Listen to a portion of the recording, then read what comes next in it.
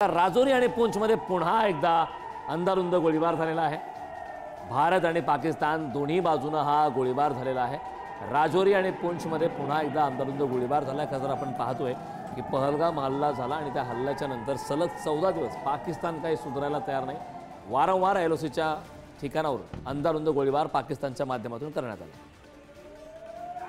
या संदर्भात ताजी अपडेट देण्यासाठी आपले प्रतिनिधी चैतन्य गायकवाड आपल्या सोबत जोडले। चैतन्य, आपण पाहतोय की 14 दिवसापासून सलग 14 दिवसापासून पाकिस्तानच्या माध्यमातून अंधाधुंद गोळीबार एलओसी वरती सुरू आहे। आता मात्र भारत आणि पाकिस्तान या दोन्ही बाजूने राजौरी आणि पूंछमध्ये पुन्हा एकदा अंधाधुंद गोळीबार सुरू आहे। काय सविस्तर अपडेट?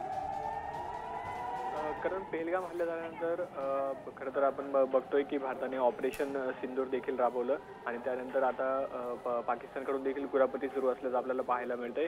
नियंत्रण रेषेच्या जवळ पाकिस्तानकडून सातत्याने लष्करी चौक्यांमधून अनियंत्रित असा गोळीबार देखील केला जातोय आणि भारतीय लष्कराकडून देखील तितक्याच प्रत्युत्तर दिलं जातंय। तितक्याच ताकदीचा वापर करून ह्या पाकिस्तानला प्रत्युत्तर दिलं जातंय आणि राजौरी आणि पूंछमध्ये पुन्हा एकदा दोन्ही बाजूने अंधाधुंद गोळीबार होतोय। पाकिस्तानला भारतीय लष्कर तितक्याच ताकदीने त्या आणि पाकिस्तानचे हल्ले हाणून पाडण्याचे प्रयत्न भारतीय लष्कराकडून केले जातात। अगदी नक्कीच चैतन्य, खूप खूप धन्यवाद या महत्त्वपूर्ण अशा माहितीसाठी। तर राजौरी आणि पूंछमध्ये पुन्हा एकदा अंधाधुंद गोळीबार सुरू आहे। खरं तर आपण काल पाहिलं, यामध्ये एक जवानसुद्धा आपले शहीद झाले होते, 13 नागरिकांचा मृत्यू झाला होता। पूंछमध्ये हा गोळीबार झाला होता। पुन्हा एकदा आता राजौरी आणि पूंछमध्ये चकमक सुरू आहे। दोन्ही बाजूने अंधाधुंद गोळीबार सुरू आहे।